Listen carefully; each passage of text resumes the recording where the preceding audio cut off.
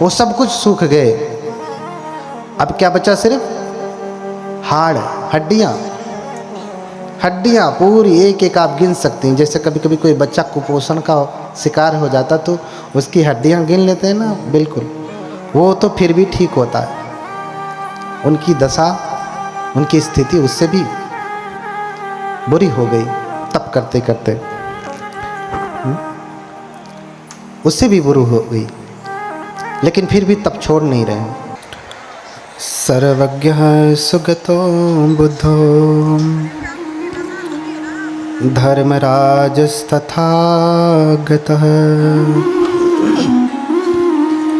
सम्मत भद्रो भगवान् मार्जिनो कजिजितः खड्भिगो दस बलो अद्वयवादी विनायकः मुनीन्द्रः श्रीघनः शास्ता मुनिशाक्यमुनिस्तुयः सहसाक्यसिंहः सर्वार्थसिन्धः सौधोदानिस्वसः गौतमिर्वाक्बन्धुः मायादेवी सुतस्य ध्रुवधरं धुरन्धरं शीलराशिशुभाननं वयं वन्द्यामहे वन्द्यं भीमाम्बेडकरनायकम्।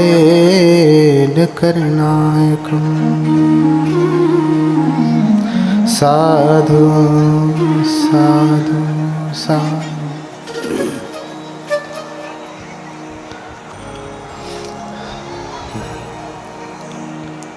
लोकगुरु, जगत क्रिया को जानने वाले भगवान अरहत सम्यक संबुद्ध के कमलों चरणों में कोटि कोटि नमन करता हूँ। तत्पश्चात धर्मराजा सम्राट अशोक, बोधिसत्व बाबा साहब, इनके प्रति हार्दिक कृतज्ञता ज्ञापित करते हुए नमन करता हूँ। यहाँ पे उपस्थित हमारे भंतेगण, सभी धर्म के प्रति श्रद्धावान उपासक उपासिकाएं,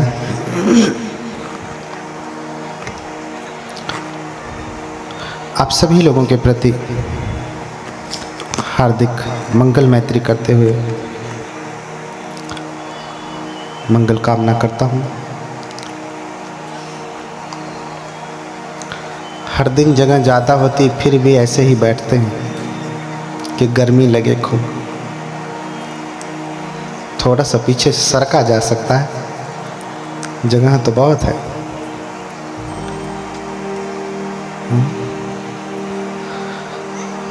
आज अंतिम दिन है तो थोड़ा हवा लेके बैठिए, पहले ही नहीं जाना है, थोड़ा लंबे समय तक बैठना है।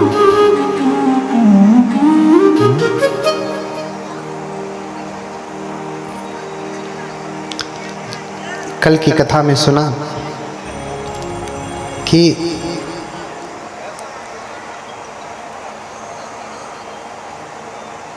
सिद्धार्थ गौतम गृह त्याग कर देते हैं। क्यों?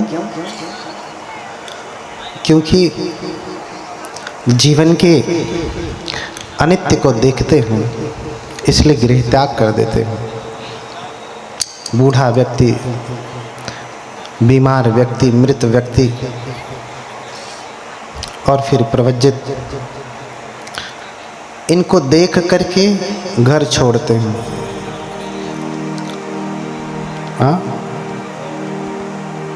हम और आप घर छोड़ नहीं पाते, हमने छोड़ दिया। आप घर नहीं छोड़ पाते,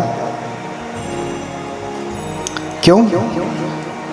क्योंकि अनित्य भाव जगा नहीं, और मैं मेरे का भाव छूटा नहीं। इसलिए इस उम्र तक भी घर छोड़ना कठिन हो जाता है, भाव भी नहीं आता कि कम से कम भाव आए। भाव तब आता है जब घर का भाव बिगड़ता है, तो मन कहता अरे छोड़ ही दें घर। सिद्धार्थ गौतम सब समझते हैं कि पत्नी पुत्र ये कोई भी मेरा नहीं। बार बार मन में विचार आता है तो छन्न से कहते रहते हैं, गोपा मेरी है क्या। गोपा उनकी पत्नी यशोधरा, क्या गोपा मेरी है? गोपा मेरी है क्या? क्या गोपा मेरी है सच में? अभी पुत्र भी हो गया है। राहुल मेरा है क्या? हाँ, क्या गोपा मेरी है? राहुल मेरा है? मेरा मेरा कहता रहता। जब से जब से आंखें खुली तब से क्या क्या बोलते हैं? मेरा मेरा, मैं। मेरा मेरा कहता रहता, जीवन मेरा है क्या? है क्या? नहीं है ना। इसलिए सब कुछ समझ लिए कि न गोपा मेरी न राहुल मेरे, न जीवन मेरा।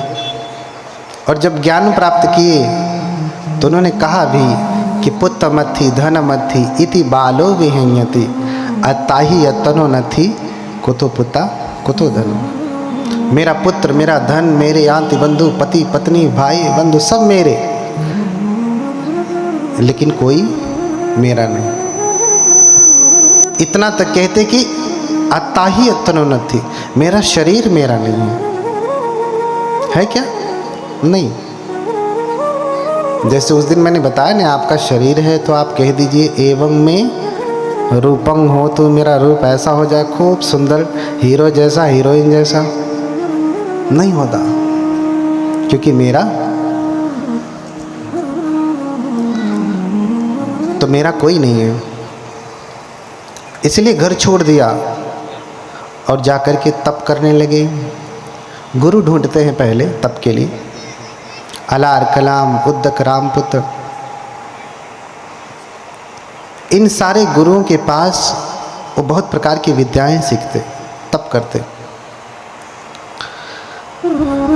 लेकिन ज्ञान प्राप्त नहीं होता। कठोर तप करते। तप की ऐसी पराकाष्ठा कि शायद आज तक के इतिहास में, धर्म के इतिहास में इतना कठोर तप किसी ने नहीं किया क्या? आपने देखा होगा कभी कभी भगवान बुद्ध की तस्वीर, जिसमें उनके शरीर में सिर्फ ढांचा दिखाई देता है हड्डियों का। बहुत लंबा तप है उनका। तप कैसे करते हैं थोड़ा सा समझ लें। अक्सर लोग भोजन को छोड़ना तप समझते हैं। भोजन छोड़ दिया तो तपस्वी हो गए, व्रती हो गए। भोजन छोड़ा, बाकी सब पकड़ा, सारी बुराई है, लेकिन क्या है? तपस्वी। पहले भी ऐसी प्रथा थी कि तप करिए, भोजन छोड़ दीजिए, न अन्न ग्रहण करिए, न जल ग्रहण करिए, न फल करिए, तो भगवान आपको मिलेंगे। और सिद्धार्थ ने भी ऐसा ही किया। पूरा तप किया।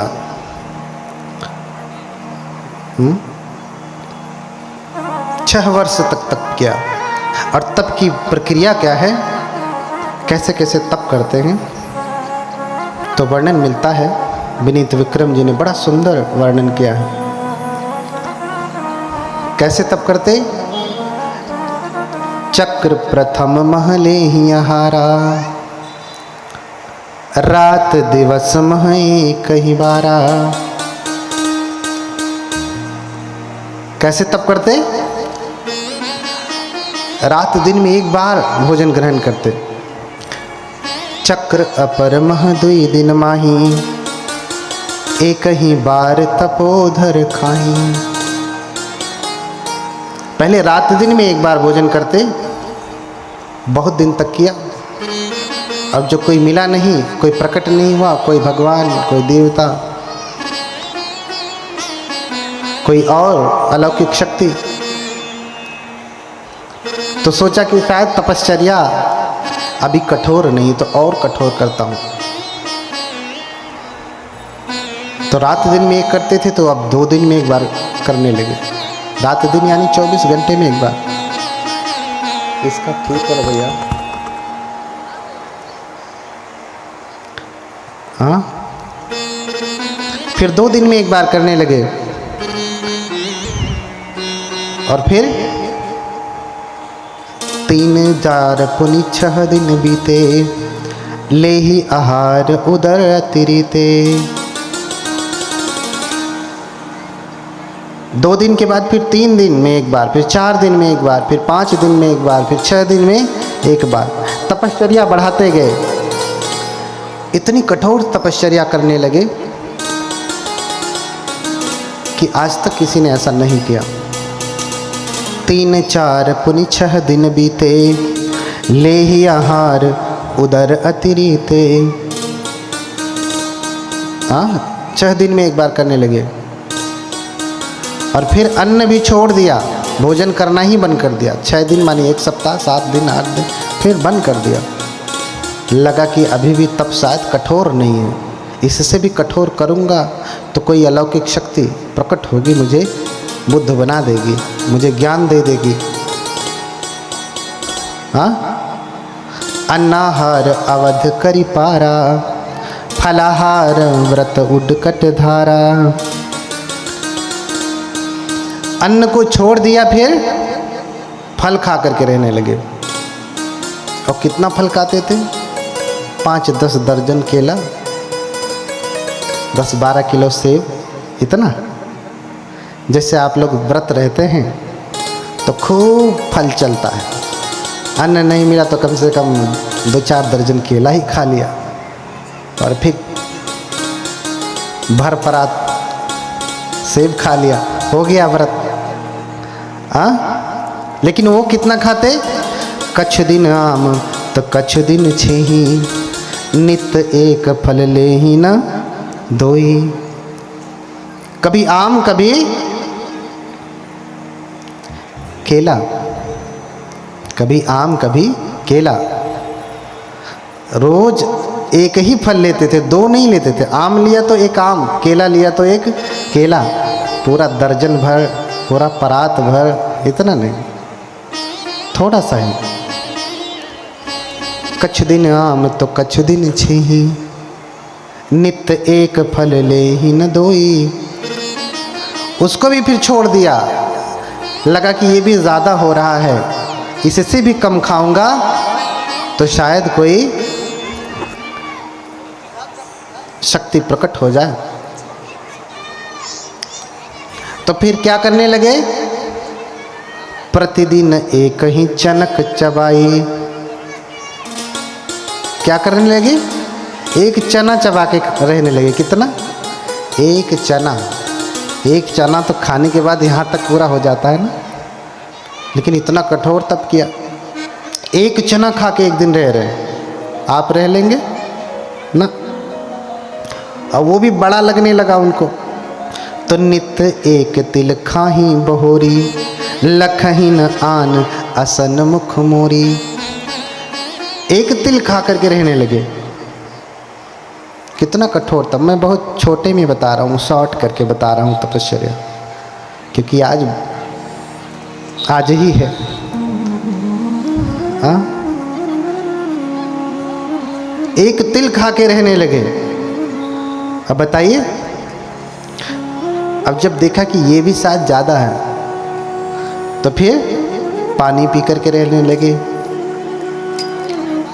पानी भी अधिक लगने लगा तो सोचे शायद पानी पी रहा हूँ इसीलिए कोई पराशक्ति मेरे ऊपर कृपा नहीं कर रही है कि ये तो अभी कुछ न कुछ ले रहा है, शायद ये भी छोड़ दूँ तो वो प्रसन्न हो जाए। इसलिए पानी उछारी पवन पर रही, करि तप उग्र दुसह दुख दही। फिर जल भी छोड़ दिया, पानी भी छोड़ दिया, पानी पीना बंद, सिर्फ हवा पी करके रहते थे। हवा, हाँ, 2-4 गिलास हवा पी लिया और रहते थे। आप कितना गिलास हवा पीते हैं? कितना लीटर, कितना किलो? हाँ, वो भी जितना आप पीते हैं उतना वो भी पी करके रहने लगे। हाँ, और जब तप कर रहे हैं तो उनके साथ 5 तपस्वी भी हैं। 5 तपस्वी, भद्दी, अस्सजी, कौंडिन्य, महानाम, वप्र। जो मैंने बताया 8 ब्राह्मण आए थे उसमें एक कौंडिन्य है, वही कौंडिन्य है इन पंचवर्गीयों में। इन पंचवर्गीयों में वही कौंडिन्य है। अब कौंडिन्य सबसे सीनियर हो गए यहाँ पे 5 में। वहाँ सबसे जूनियर थे, यहाँ सबसे सीनियर हो गए, ज्येष्ठ हो गए। और जब सिद्धार्थ तप कर रहे हैं तो वो भी तप कर रहे थे। जब तक भोजन चला तब तक चले, जब तक फल चला तब तक चले, जब तक तिल खा करके रहे तब तक चले, और जब पानी पी करके रहे तब तक चले। पानी भी छोड़ दिया, हवा पी करके रहने लगे तो इनका संयम टूट गया। देखी विकट तप धीरज भंगा, पंच तपी छक छारे निसंगा। उनका धैर्य अब नहीं रहा, भैया हमसे नहीं होगा, अब तुम ही तप करो, जब ज्ञान प्राप्त होगा तो हमें बता देना। हाँ, तुम तप करो पाना तो हमें बता देना। हाँ, देखी विकट तप धीरज भंगा, पंच तपी छकी छारे निसंगा। तजहिन गौतम निज तप घोरा, अटल रहे संकल्प कठोरा। वो तो भाग लिए लेकिन सिद्धार्थ भगौड़े थोड़ी ना कि भागेंगे। मैंने पहले ही बताया, घर छोड़ करके भाग करके कोई भगौड़ा होगा, बुद्ध नहीं हो सकता है। आपके घर में झगड़ा हो, झगड़ा छुड़ाने के लिए कहिए भैया मत झगड़ा करो, मैं यहीं घर छोड़ के चला जाता हूँ, सारी झंझट खत्म, अब मैं चला जाता हूँ। और जब घर छोड़ के चले गए तो चलो अच्छा मैं घर छोड़ के आया हूँ, प्रयास करता हूँ बुद्ध बन जाता हूँ। बुद्ध बन जाएंगे? नहीं, जब तक आपकी चेतना जन्म से ऐसी नहीं है, नहीं बन सकते। बुद्ध कोई भगौड़े नहीं है, सिद्धार्थ कोई भगौड़े नहीं है। तजहिन गौतम निज तप घोरा, अटल रहे संकल्प कठोरा।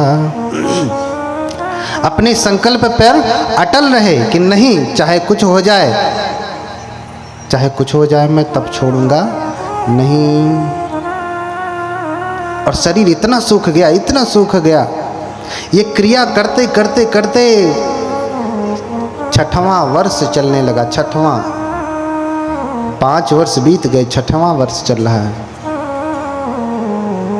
इतना करते करते करते हर महीने हर वर्ष कुछ न कुछ छोड़ते छोड़ते अब सिर्फ हवा पे रह रहे हैं। कठोर तप कर रहे हैं कि अब कोई आ जाएगा। अरे बड़ी कठोर तप किया, उससे पहले भी बरसही मेघ घटा घन घोपी, कीचड़ बीच पर ही चित चोपी। जब घनघोर वर्षा होती थी बारिश के समय में तो घर में नहीं जाते थे, कुटिया में नहीं जाते थे, बल्कि कीचड़ में ही लेट जाते थे। तप करते थे कि हो सकता है अब कोई पराशक्ति मेरे ऊपर कृपा करके प्रसन्न हो जाए तो मुझे कोई ज्ञान दे दे। जेठ मास मह बसन बिहाई, तप्त रेत पर लेट ही जाई। जब जेठ के महीने में, मई जून में भयंकर गर्मी पड़ती है पड़ती है ना, उस समय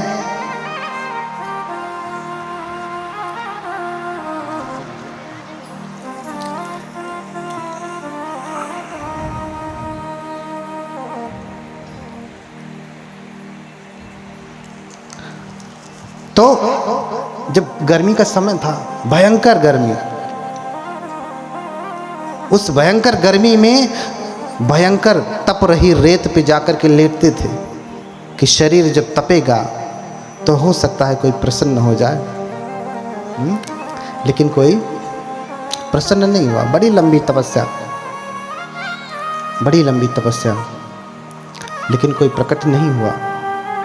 तो शरीर सूख गया, सिर्फ रक्त मांस खर ताप सुखाने, हाड़ हाड़ सब देह लखाने। सब कुछ सूख गया, मांस सूख गई, रक्त सूख गया, जो कुछ भी था अंदर के अंग वो सब कुछ सूख गए। अब क्या बचा? सिर्फ हाड़, हड्डियां, हड्डियां पूरी एक एक आप गिन सकती हैं। जैसे कभी कभी कोई बच्चा कुपोषण का शिकार हो जाता तो उसकी हड्डियां गिन लेते हैं ना, बिल्कुल वो तो फिर भी ठीक होता है।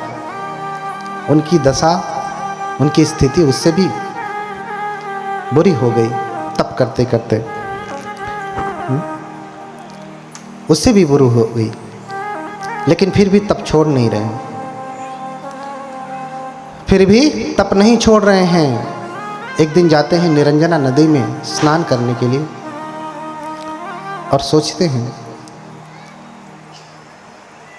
कि मैं स्नान करके आऊँगा, फिर से तप प्रारंभ करूँगा। निरंजना नदी में जल बहुत कम है, धीरे धीरे ही बह रहा है।